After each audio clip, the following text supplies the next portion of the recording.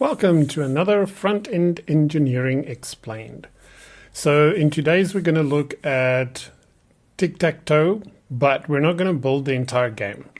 What I want to look at specifically is the board, and I want to look at how we can build this board in an accessible way, because there's no reason why only people who can see and use a mouse should be able to play Tic Tac Toe.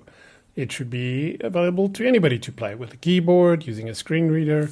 All of this should be possible. So first of all, we'll start with just the HTML and then we'll move on to the CSS. Again, I have some notes on the side there. So if I look over there, I'm probably checking some notes or maybe some copy and pasting just to speed up some things so I don't have to type out all the things. Okay, so if we think about a tic-tac-toe board, it's essentially a grid of 3x3 selectable blocks. So we could think of it as maybe a grid of 3x3, so 9 items which are checkboxes. So they're either checked or they're unchecked. So let's start with that idea in mind. So we'll use a list. So we'll do a UL and then we'll give it a class of board.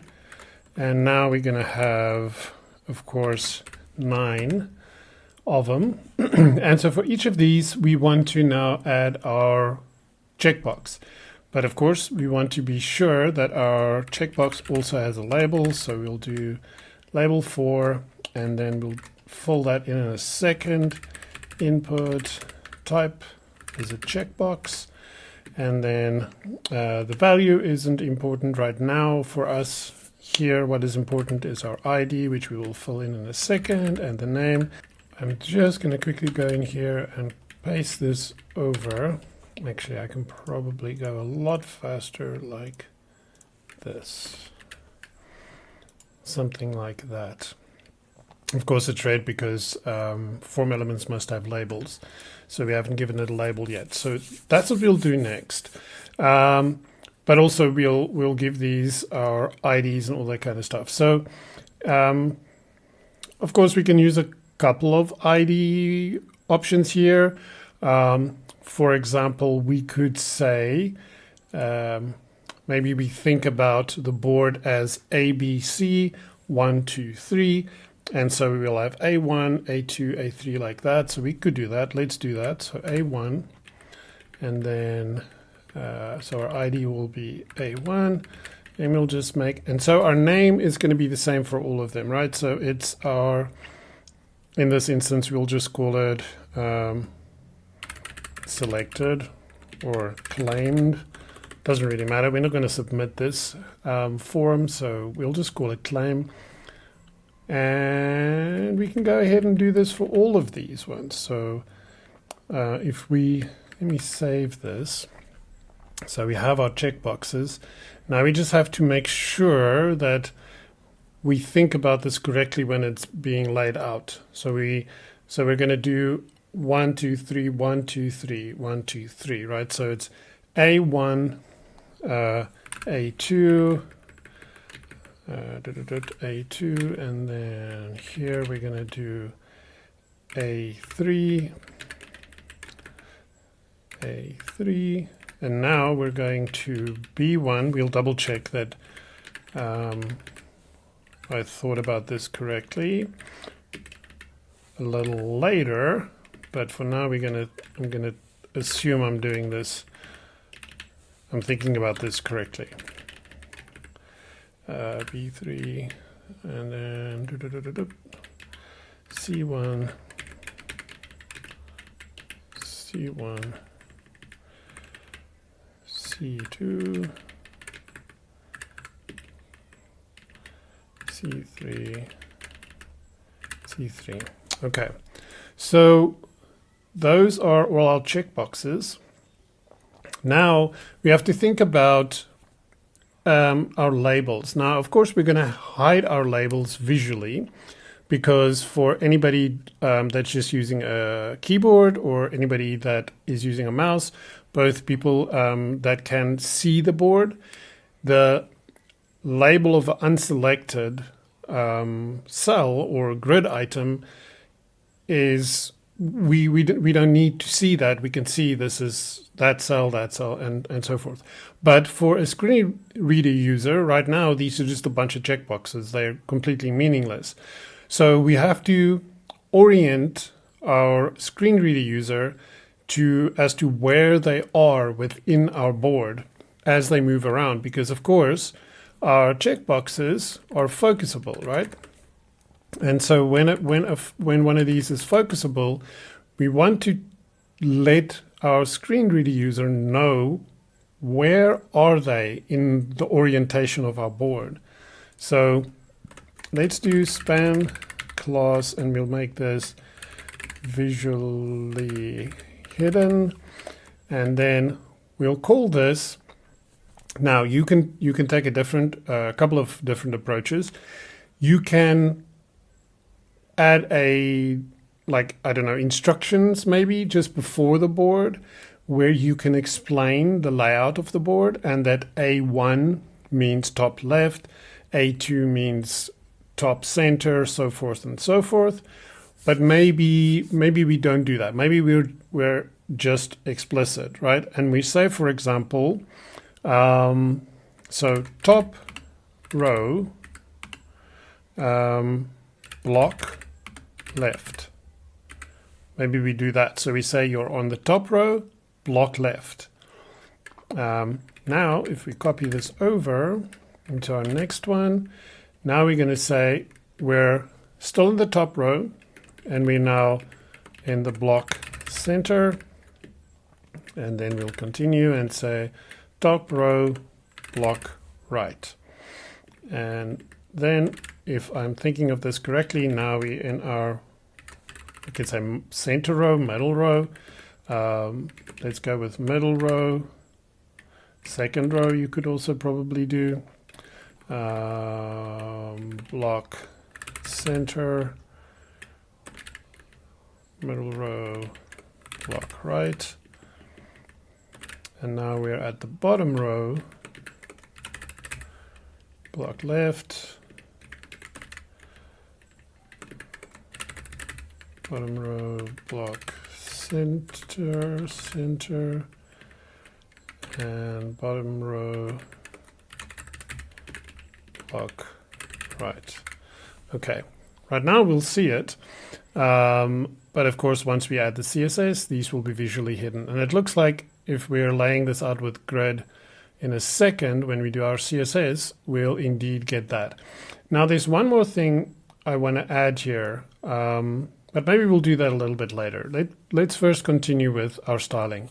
So we basically have our list now, and we can focus and move between them very nicely. Of course, check and uncheck them. You can also do that by clicking the label. You can also click on these. Very nice. So now we have a grid, and let's maybe start, and I'm going to copy some stuff from over here just so that we can save on some typing. So here I'm just opting in again to border box. Here I'm setting our body to display grid with a minimum size of 100, viewport height and width, and I'm placing items in the center. So once we save, everything pops into the center. Nice. Now the next thing we want to do is our board. And again, as we said, our board is a grid of 9 cells, and they're laid out 3 by 3. So of course we're going to do board, and we're going to do display grid, and then we will do, let's also just do our grid here, our gap. So our gap, let's give it a 1 rem gap, and then we're going to do grid template columns, and here we want to do repeat 3 1fr. Right, so we want to repeat our columns, 3 columns, each one taking up 1 fraction, and then we'll repeat that for rows. So now we basically have our rows, right? Our rows and our columns. So so now we can double check our work. Top row, top row, top row, middle, middle, middle. Yes, perfect. So that is exactly what we want. And Let me just check my notes over here. Okay, so the other thing we want to do is we want to give our, let's move on a little bit before we get to this part. So the one thing I want to do again is, of course, we don't want our little bullet points, and we want to take away our margin and padding. So we're going to use the little reset list utility function again. Let me just spell that correctly. List. So we're going to do list style none, margin 0 and padding 0. So, and then we have to apply our utility class here, reset list, and boom, there we are. And then while we're at it, let's add our visually hidden. I'm going to copy and paste that.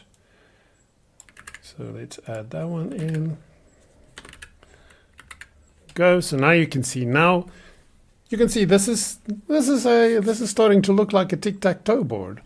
But still we have this ability to move between our cells with our keyboard. Okay, so what do we want to do next? Let's give our board a width. So in other words, inline size. We'll give it an inline size of 50 viewport width. Oops. So that's going to give us that. But we want to always keep our board square. Now to do that, we're going to use aspect ratio. But then for that to work, we need to have either our inline or block size to be auto. So we'll set our block size to auto, and then we're going to set our aspect ratio to 1.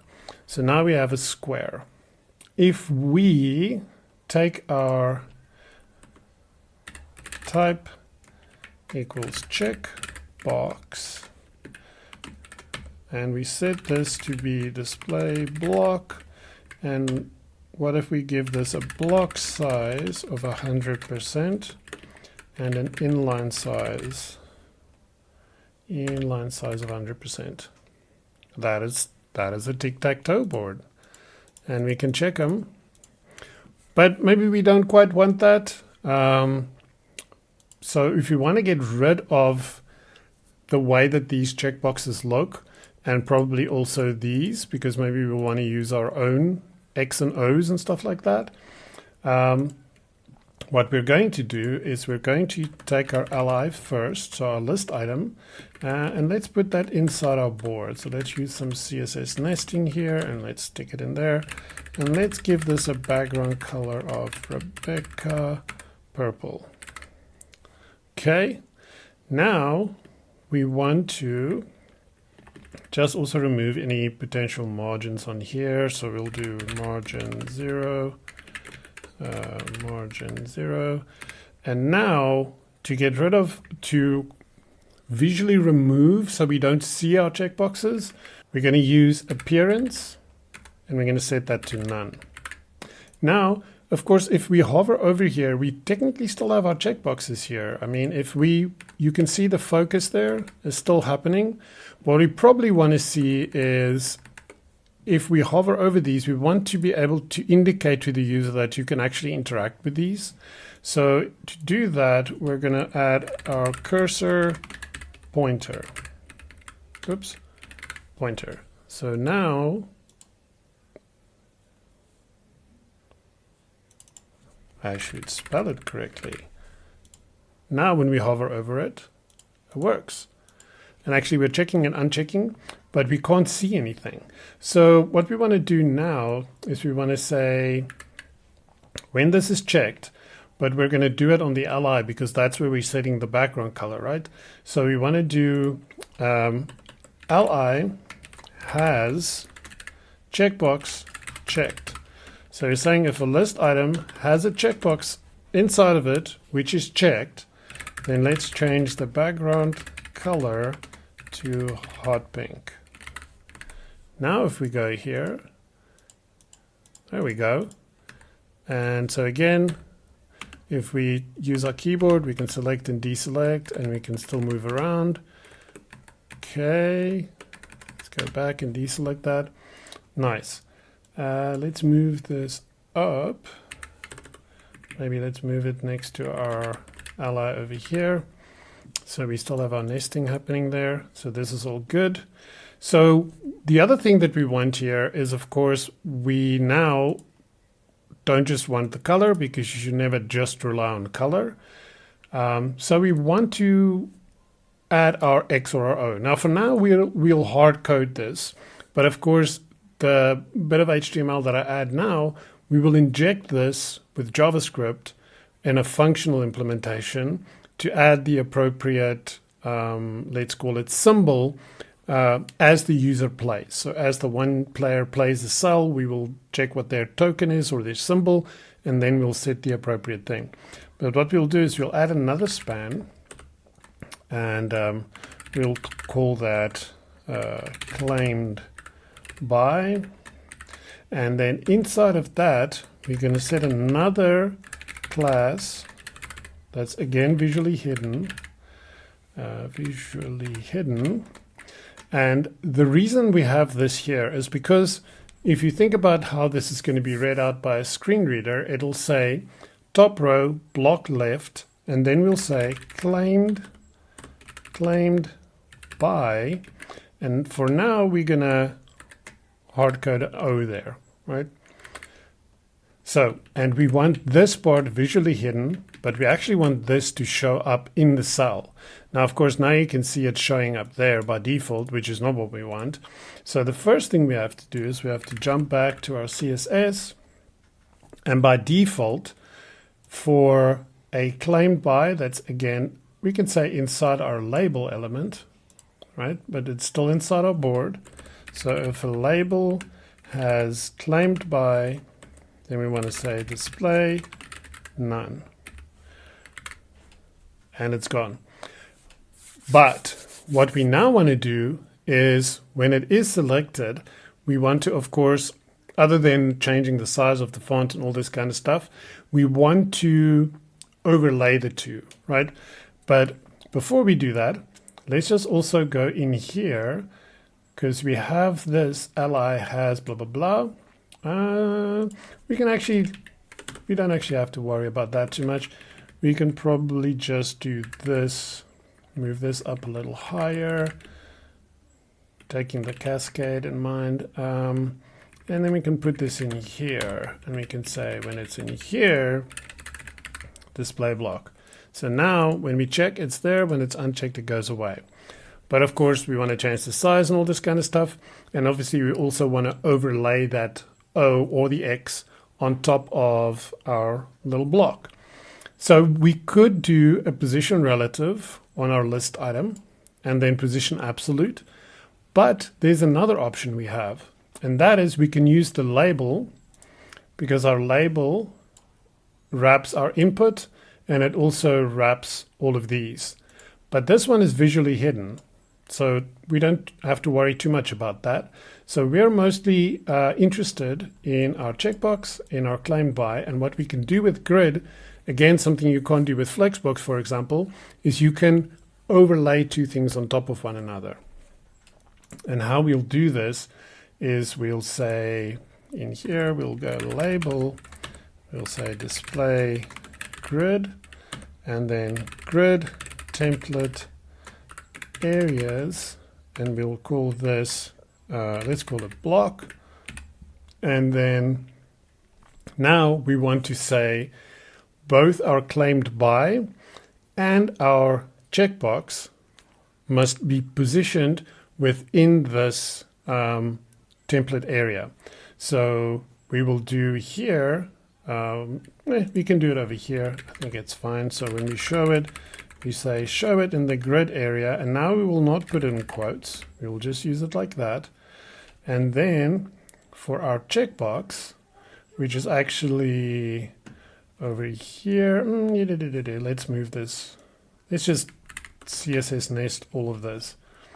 So let's put it over there, and we'll say grid area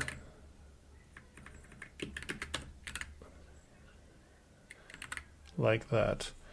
So what we want to do is we want to give our label a block size of 100%.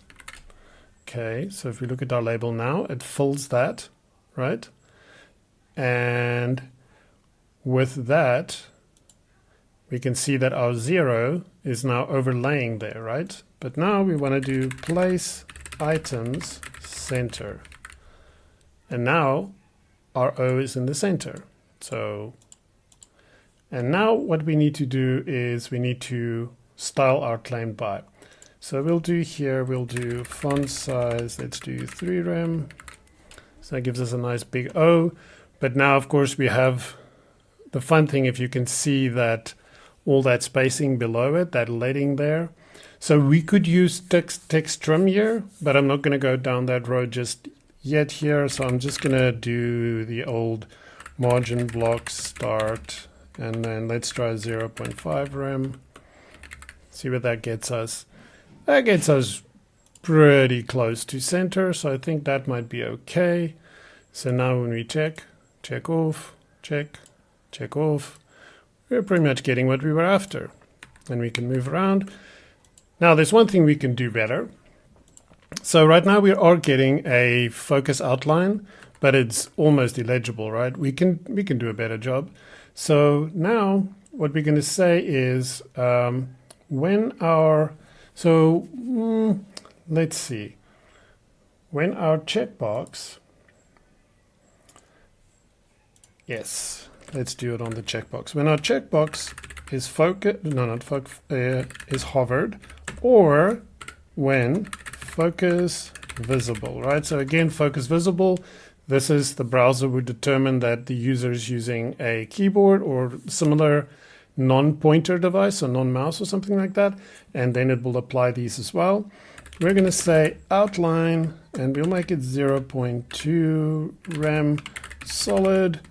And let's make it just like a dark gray. Did I do that 2:1? Yeah. And then we'll do outline offset, and maybe like 0.2 rem, something like that. So now when we hover, we get our nice, or when we tab, of course, we get a nice clear focus outline. And when we tab, same story. So it's clear for us to see exactly where our focus is. Okay, so that's pretty much a tic-tac-toe board, right? We're not adding, of course, all the things now as you click, because we've hard-coded that. As mentioned, you would dynamically do this with JavaScript. But let's take this, and again, you can see all of that. Now let's open up VoiceOver, and let's see what VoiceOver says. I'm just going to refresh the page. VoiceOver on Safari. Personal. Tick top row. Block center. Unchecked. Checkbox. Top row. Block left. Unchecked. Checkbox. Checked. Top row. Block left. Claimed by O top row. Block left claimed by and one more item. Top row. Block center. Unchecked. Top unchecked. Top row. Middle row. Block center. Unchecked. Checkbox. Mid top row. Block left. Claimed by O top row. Block left claimed by and one more item. So as you can see, now it's actually reading out and giving you a much better sense of where you are on the board and what it's claimed by. But this, of course, now is a way in which this tic-tac-toe game is usable by players using just a keyboard, players using a keyboard and mouse, or players using a screen reader. Of course, you would also need to do a little bit more here, and I will make a future video about that, because, of course, as the screen reader user, if you're playing against somebody that is maybe, for example, not using a screen reader, then when something changes on the board, you'd want to announce that, or you would then, or the screen reader user would have to rely on the other player to tell them which block they just selected, or they would have to tab through the whole board to find out what is selected now. So you need a way to give the screen reader user an overview of the board state. Otherwise, they have to kind of create a picture in their mind of what the board looks like at any moment in time. which of course means that they have now a different experience to everybody else, because everybody else can just look at the board and see what the state is. So every time the state changes, we want a way to tell the screen reader user, this is the new state of the board. It has something to do with ARIA Live regions, but it also has to do with how you construct what is read out by the screen reader when these regions change. So next time you want to build something like Tic Tac Toe or a similar kind of game, think about the fact that oftentimes it's not that hard to make something accessible to everybody. And if you think about it, it's actually nicer now for everybody. So by making it accessible for screen reader users, you've actually improved the experience for everyone, because I mean, you have these nice focus states, the fact that you can easily use this with the keyboard, or you can use it with the mouse. This is just a better experience for everybody. And the bonus is you've also now included everybody. So I hope you found this interesting. If you have any suggestions, if I'm not thinking about all the possible edge cases here, which is 100% possible, please let me know in the comments. I would love to know and improve this even further. If you have any other questions, please let me know in the comments. If you like this one, give it a thumbs up. If you want to get more content like this, remember to subscribe so you don't miss any future videos. And until the next one, build some cool stuff for the web, and peace.